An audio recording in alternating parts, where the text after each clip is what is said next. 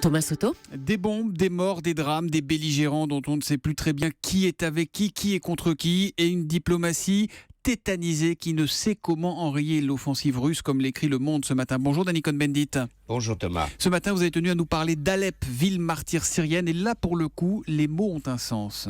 Oui Thomas, restons calmes.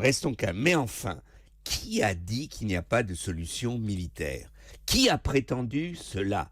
J'en sais rien, mais en tout cas, il y en a un qui croit, qui sait qu'il y a une solution militaire. Il s'appelle Vladimir Poutine. Et il a un exemple, c'est Grozny. Il dit: arrêtez de me raconter l'histoire, je sais comment faire. Je bombarde une ville, qu'il n'y a plus rien, tout le monde sort, et après je prends la ville, et j'ai un empereur chez moi qui prendra le pouvoir, il s'appelle Kadyrov. Voilà ce qu'il est en train de faire en Syrie. Il fait ce qu'il a fait en Tchétchénie. Exactement, il fait, et Assad va reprendre Alep et il aura comme ça gagné ce qu'il cherchait. Voilà ce que fait Poutine, et tout le monde regarde en disant: on sait pas quoi faire, on peut rien faire. Bon, mais votre indignation, on la comprend. Comment ne pas la partager, Dany, mais on fait quoi?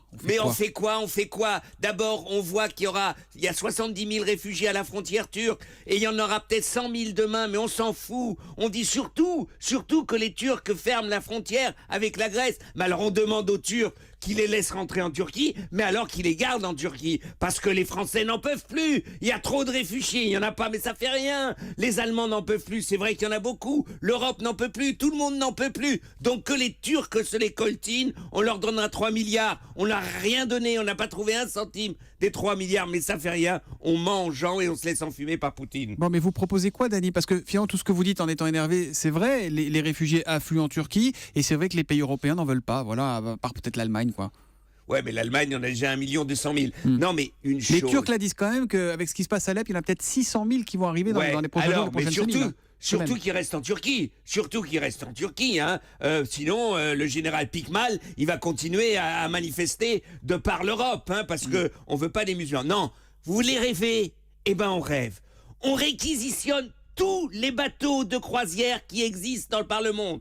Tous les gros bateaux avec les grandes croisières. On va chercher 150 000... on va chercher Syriens, et puis on les emmène d'abord à New York, aux États-Unis, parce que c'est eux quand même qui sont aussi co-responsables de ce qui s'est passé. On les emmène en Amérique latine, c'est-à-dire qu'on répartit la misère de la guerre de par le monde, que chacun en prenne sa part. Et puis, on prend 2 bateaux de croisière, on prend les réfugiés à Calais et on les amène en Angleterre. C'est à eux de résoudre le problème. Comme ça, tout le monde prendra sa part de la misère de la guerre. On met chacun face à ses responsabilités, c'est ça la solution? Exactement, qu'on arrête de dire c'est aux autres. Nous devons prendre nos responsabilités. C'est dur, c'est difficile, mais imaginez 100 000 des bateaux de croisière affluant un peu de partout dans le monde avec les médias mondiaux. C'est les boat people, puissance 10, et je voudrais savoir ce qu'à New York, ce qu'à Washington l'on dirait, ce qu'en Amérique latine on dirait, et ce qu'à Londres on dirait, si enfin on était obligé d'ouvrir les frontières partout, pas seulement dans une petite partie de l'Europe. Voilà, et je signale ce que vous m'avez signalé, Dany. Vous avez vu hier soir le 20h de France 2 avec un témoignage poignant du papa du petit Elan. Vraiment, c'est à revoir en replay, parce que là, on se dit que voilà, tout le monde a un cœur à un moment. Ils ont sauvé 100 enfants cette nuit, ou la nuit derrière, en allant vers la Grèce. C'est le massacre. Je sais, je me calme, on n'en peut plus.